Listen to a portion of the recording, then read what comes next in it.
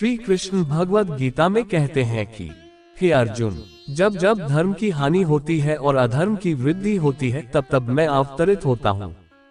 साधु जनों का उद्धार करने के लिए, पाप कर्म करने वालों का विनाश करने के लिए और धर्म की स्थापना करने के लिए मैं हर युग में प्रकट होता हूँ। नमस्कार, भक्ति रस चैनल में आपका स्वागत है। हमने पिछले एपिसोड्स में श्री विष्णु जी के कूर्म अवतार, धन्वंतरी अवतार, मोहिनी अवतार, नरसिंह अवतार और वामन अवतार के बारे में सुना। अब उसके आगे के अवतारों के बारे में सुनते हैं।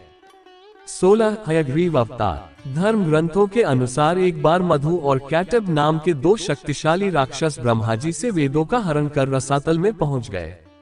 वेदों का हरण हो जाने से ब्रह्मा जी बहुत दुखी हुए और भगवान विष्णु के पास पहुंचे। तब भगवान ने हयग्रीव अवतार लिया। इस अवतार में भगवान विष्णु की गर्दन और मुख घोड़े के समान थी। तब भगवान हयग्रीव रसातल में पहुंचे और मधु कैटब का वध कर वेद पुनः भगवान ब्रह्मा को दे दिए। 17 श्रीहरि अवतार। धर्म ग्रंथों के अनुसार प्राचीन समय में त्रिकूट नामक पर्वत की तराई में एक शक्तिशाली गजेंद्र अपनी हथिनियों के साथ रहता था। एक बार वह अपनी हथिनियों के साथ तालाब में स्नान करने गया। वहां एक मगरमच्छ ने उसका पैर पकड़ लिया और पानी के अंदर खींचने लगा। गजेंद्र और मगरमच्छ का संघर्ष 1000 साल तक चलता रहा। अंत में गजेंद्र शिथिल पड़ गया और उसने भगवान श्रीहरि का ध्यान किया। गजेंद्र की स्तुति सुनकर भगवान श्रीहरि प्रकट हुए और उन्होंने अपने चक्र से मगरमच्छ का वध कर दिया।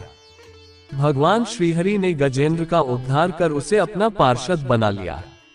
18 परशुराम अवतार। हिंदू धर्म ग्रंथों के अनुसार परशुराम भगवान विष्णु के प्रमुख अवतारों में से एक थे।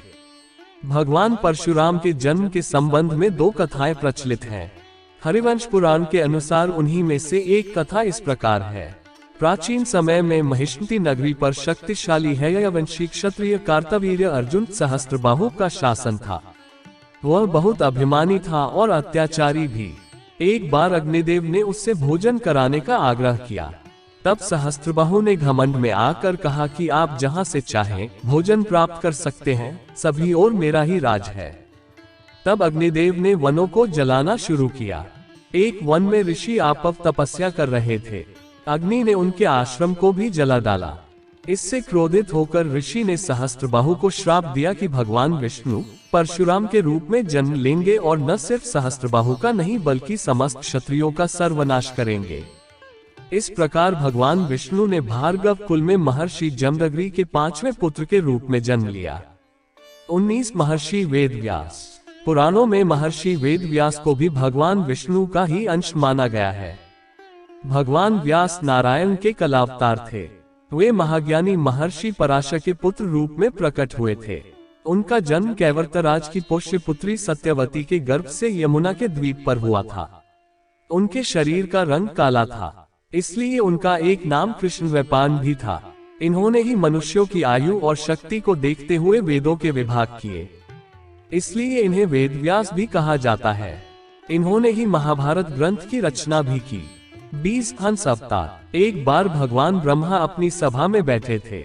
तभी वहां उनके मानस पुत्र सनकादि पहुंचे और भगवान ब्रह्मा से मनुष्यों के मोक्ष के संबंध में चर्चा करने लगे।